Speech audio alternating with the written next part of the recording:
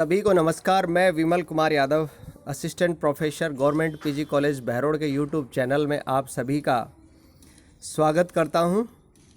आज हम चर्चा करेंगे, हमारा जो डिस्कशन का टॉपिक है वो है Machiavelli, father of modern political thought, यानी मैकियावेली आधुनिक राजनीतिक चिंतन का जनक। जैसा कि आपको पता है कि आधुनिक राजनीतिक विचारों के इतिहास में मैकियावेली को प्रथम आधुनिक राजनीतिक विचारक या आधुनिक राजनीतिक चिंतन का पिता कहा जाता है।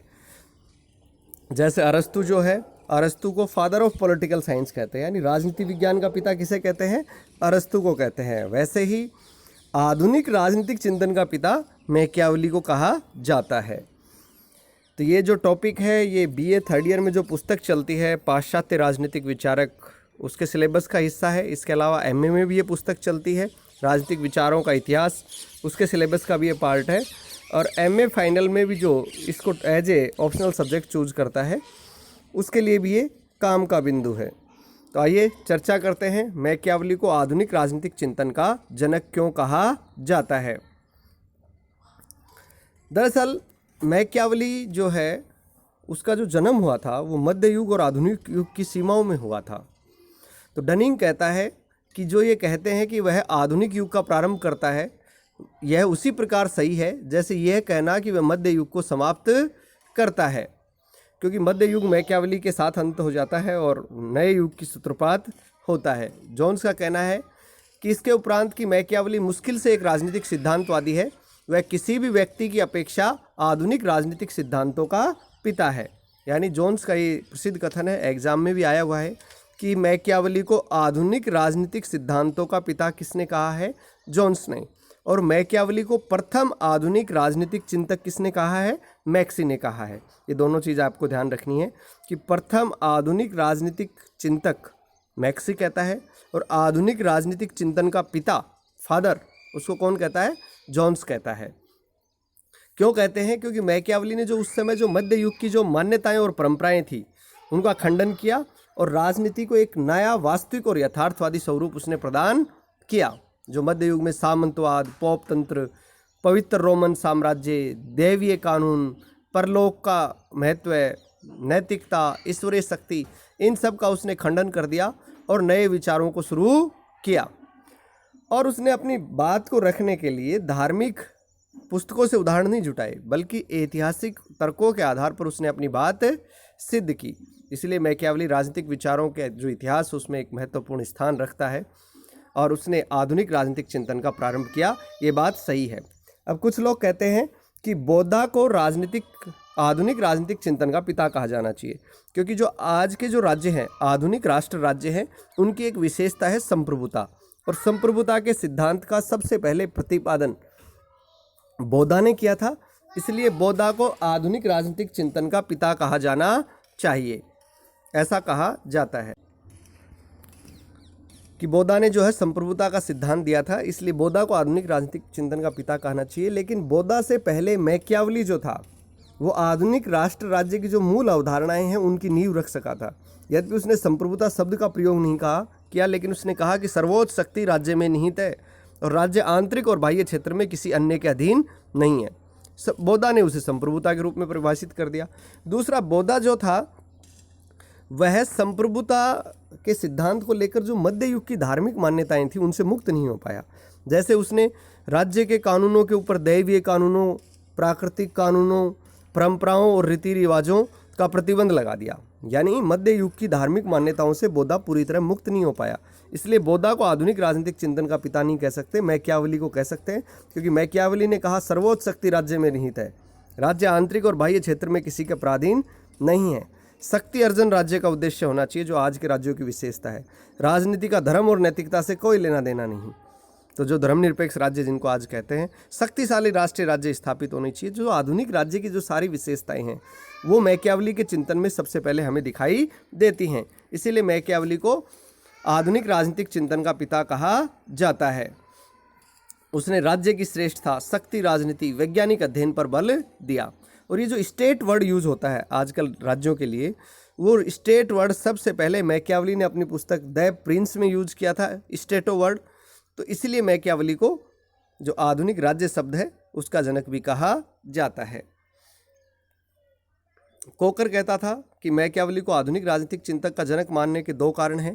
पहला ये कि उसने जो कुछ लिखा उसकी पुष्टि करने के लिए उसने धार्मिक ग्रंथों से प्रमाण नहीं जुटाए बल्कि इतिहास से प्रमाण जुटाए, और दूसरा उसने जितने भी उस समय के जो राजनीतिक प्रश्न थे उनका परीक्षण धार्मिक, आध्यात्मिक और सामाजिक आचार विचार से मुक्त होकर किया। तो अपन आप देखते हैं कौन कौन से कारण हैं जिनके आधार पर आधुनिक राजनीतिक चिंतन का पिता या प्रथम आधुनिक राजनीतिक विचारक मैकियावेली को कहा जाता है। सबसे पहले उसने जो मध्य युग की जो परंपराएं थी, मध्य युग की जो विचारधाराएं थी उन पर प्रहार किया। मध्य युग का उसने समापन किया। उसने दैवीय कानूनों पर प्रहार करते हुए कहा कि राज्य के कानून की अपेक्षा जो दैवीय कानूनों का अधिक महत्व प्राप्त है, ये गलत है। उस समय क्या होता था कि जनता को दंड देकर परलोक प्राप्ति के योग्य बनाया जाता था और राज्य को एक तुच्छ संस्था समझा जाता था। ये कहा जाता था कि राज्य का जन्म तो मानव के पतन के कारण हुआ है। मैकियावेली ने इस विचार का घोर विरोध किया और राज्य को सर्वोच्च संस्था बताया। उसने कहा कि राज्य का जन्म व्यक्ति के पतन के कारण नहीं हुआ, राज्य एक सर्वोच्च संस्था है और इस राज्य के कानूनों का महत्व दैवीय कानूनों से भी ज़्यादा है। दूसरा, पोप का प्रभुत्व। मध्य युग में पोप का बड़ा बोलबाला था, पोप का बड़ा प्रभुत्व था। उस समय मैकियावेली ने पोप की सर्वोच्च शक्ति का खंडन किया। दरअसल उस समय होता यह था कि पोप को ईश्वर का पुत्र और उत्तराधिकारी माना जाता था। पवित्र रोमन साम्राज्य के सपने देखे जाने लगे। पोप निरंकुश हो गया। चर्च के पदाधिकारी अनैतिक और चरित्रहीन हो गए, जिसके कारण देश में अव्यवस्था फैल गई। तो मैकियावेली ने जो अपनी पुस्तक है discourses on the first 10 book of Livy, उसमें लिखा है कि चर्च ने न केवल हमको अधार्मिक और भ्रष्ट बना दिया है, बल्कि उसने हमारे देश के टुकड़े टुकड़े करके हमें बर्बाद कर दिया है और अब भी कर रहा है। दरअसल मैकियावेली एक सच्चा देशभक्त था और उसकी इच्छा थी कि देश को एकता के सूत्र में बांधा। इसलिए उसने निरंकुश पोपतंत्र की आलोचना की और राज्य को सर्वोच्च शक्ति संपन्न और चर्च को राज्य का अनुकरण करने वाला बताया, यानी चर्च का स्थान राज्य के बाद में है। इसके अलावा उसने पोप की आलोचना करते हुए कहा कि पोप अलेक्जेंडर षष्ठ ने अपने जीवन में अनैतिक कार्यों के अलावा कुछ भी नहीं किया है। यानी उसने सीधा पोप के ऊपर प्रहार किया, जो उस समय एक बड़ा साहस का काम था पोप की आलोचना करना, क्योंकि पोप बड़ा शक्तिशाली होता था। संत सेवानोरोला ने जब उसकी पोप की आलोचना की थी और उसके कार्यों की जांच की मांग की, तो फ्रांस के राजा को कहकर उसने उस संत को जिंदा जलवा दिया था। तो मैकियावेली के द्वारा खुल्लम खुल्ला पोप की आलोचना की गई। छठा, जो तीसरा जो कारण जो था मध्ययुगीन परंपराओं में, कि उसने सामंतवाद जो था उस पर प्रहार किया। दरअसल मध्य युग में एक सम्राट के अधीन बड़े बड़े सामंत होते थे, जिनकी खुद की सेना होती थी, खुद की न्याय व्यवस्था होती थी, और चूंकि आवागमन के इतने साधन थे नहीं, तो जो राजा होता था उनका इन सामंतों पर कोई नियंत्रण नहीं था। इससे देश में अव्यवस्था फैली रहती थी। अब मैकियावेली जो था उसने सामंतवाद प्रहार किया। उसने कहा कि संपूर्ण शक्ति का केंद्र राजा होना चाहिए, सामंत नहीं होने चाहिए, सामंती व्यवस्था का अंत होना चाहिए। इसके अलावा मैकियावेली को प्रथम राजनीतिक वैज्ञानिक कहा जाता है, कैटलिन ने कहा है।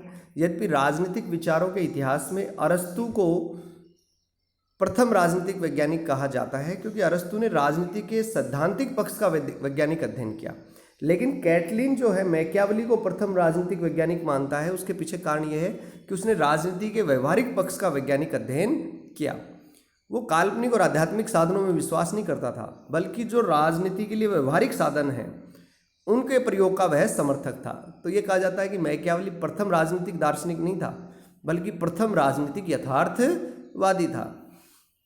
यानी उसने राजनीति में व्यवहारिक साधनों के अनुकरण पर बल दिया, उन साधनों के उपयोग पर बल दिया जो वास्तव में वास्तविकताओं से युक्त थे, काल्पनिक साधनों पर बल नहीं दिया। तीसरा है ऐतिहासिक पत्ति।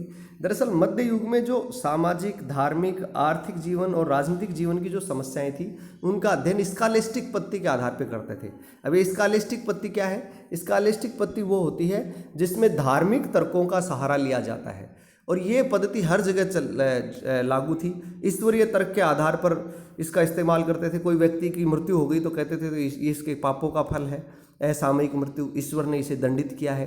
यानी ईश्वरीय तर्क के आधार पर, स्कॉलास्टिक पद्धति के आधार पर हर समस्या के बारे में विचार किया जाता था। लेकिन मैकियावेली वह ने उस पद्धति का परित्याग किया और उसने अनुभूति प्रधान यानी अनुभव आधारित ऐतिहासिक अध्ययन पद्धति का प्रयोग अपने अध्ययन में किया। बुर्ड ने कहा है कि द प्रिंस ही वह सबसे महान कृति थी जिसमें ईश्वरीय तत्व और मानवीय तत्व में संघर्ष दिखाई देता है, जिसमें जो बुजुर्गों द्वारा जो प्राचीन सुक्तियों को अपनाया गया था तो उसको मैकियावेली ने सैद्धांतिक और व्यवहारिक रूप से पथभ्रष्ट करने वाली समझकर छोड़ दिया। यानी उसने ईश्वरीय तत्व की बजाय मानवीय तत्व को अधिक महत्वपूर्ण स्थान दिया, मानव के अनुभव और विवेक को अधिक महत्व दिया, मानव के तर्क और बुद्धि को अधिक महत्व दिया, धार्मिक तर्कों का सहारा नहीं लिया। उसने ऐतिहासिक पद्धति को अपनाया जो अधिक वैज्ञानिक थी, अधिक दोष रहित थी। चौथा, मैकियावेली को आधुनिक राजनीतिक चिंतन का जनक कहा जाने के पीछे कारण ये है कि उसने राज्य की आधुनिक स्थिति का निरूपण किया। आज के जो राज्य हैं राष्ट्रीय राज्य हैं, धर्मनिरपेक्ष राज्य हैं, शक्ति का अवलंबन करने वाले हैं। तो ये जो राज्य की सर्वोच्च स्थिति का निरूपण किया सबसे पहले मैकियावेली ने किया। उसने कहा कि मानव जीवन की पूर्णता के लिए एक सुदृढ़ और संगठित राज्य होना चाहिए।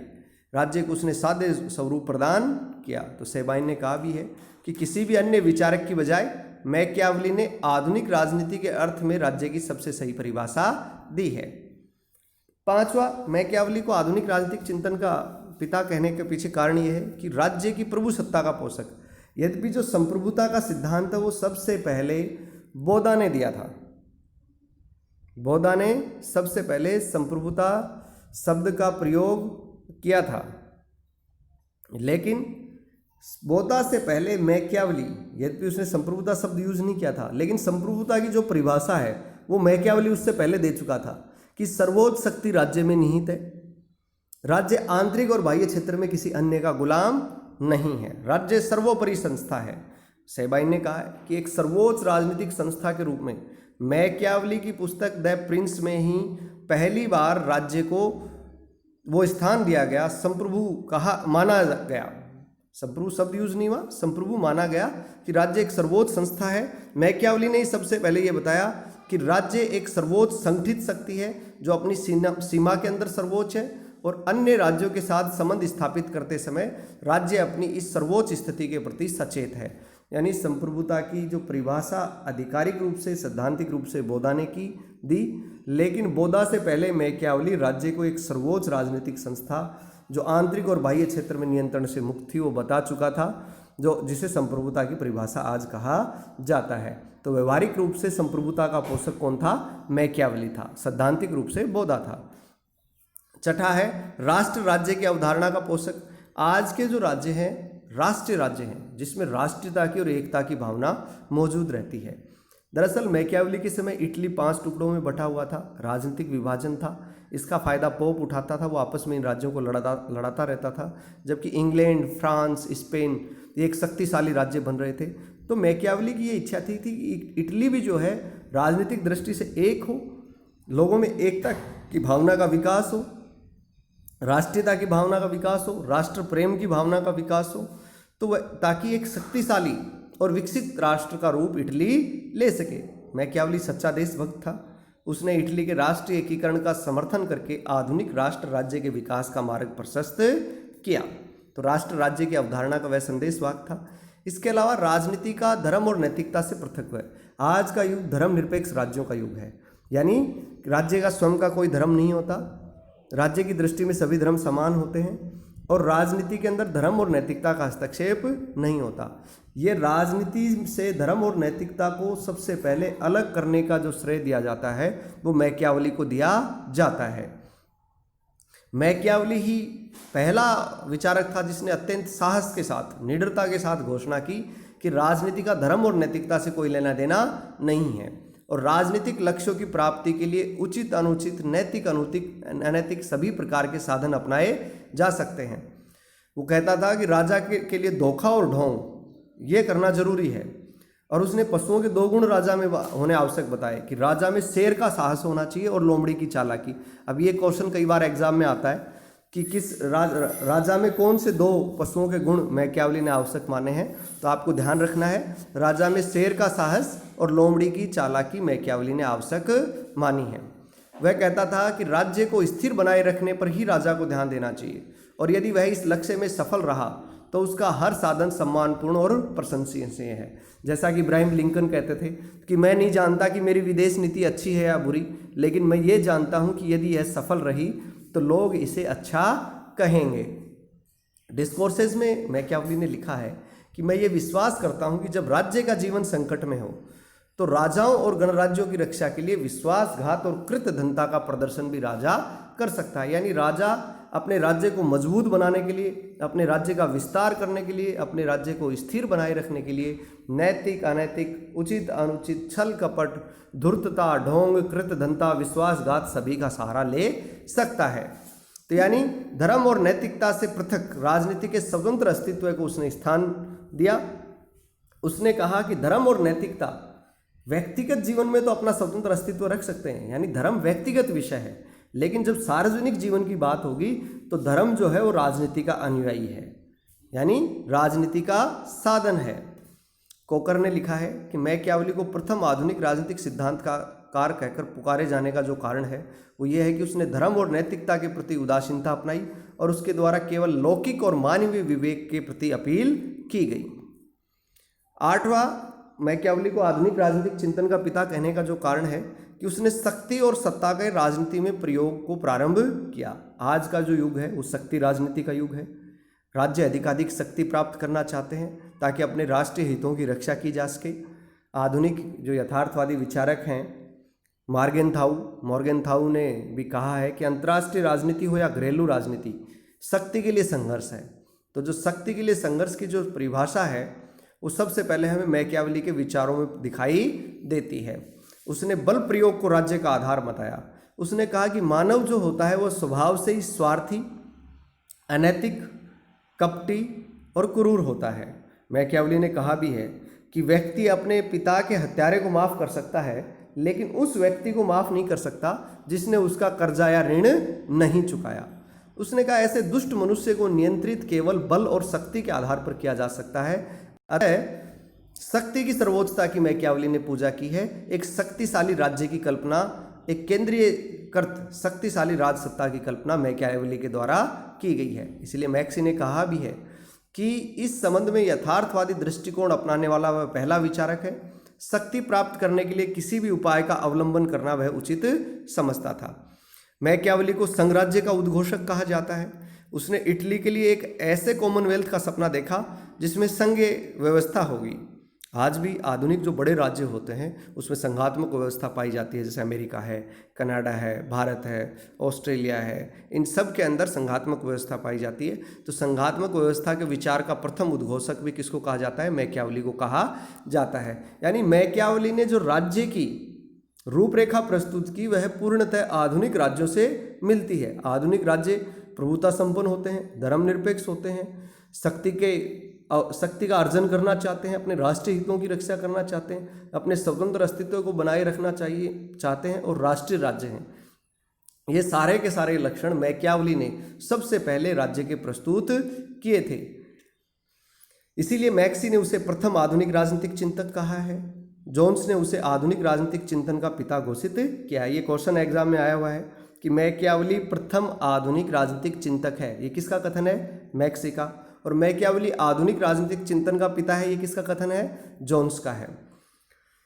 गैटेल कहता था कि वह पहला आधुनिक राजनीतिक विचारक है जिसने एक प्रभुता संपन्न, संगठित, धर्मनिरपेक्ष, राष्ट्रीय स्वतंत्र अस्तित्ववादी राज्य की कल्पना की थी। वह पहला आधुनिक यथार्थवादी था जिसने कहा कि राज्य को स्वयं के लिए जीवित रहना चाहिए और उसको अपने संरक्षण और हित का उद्देश्य रखना चाहिए।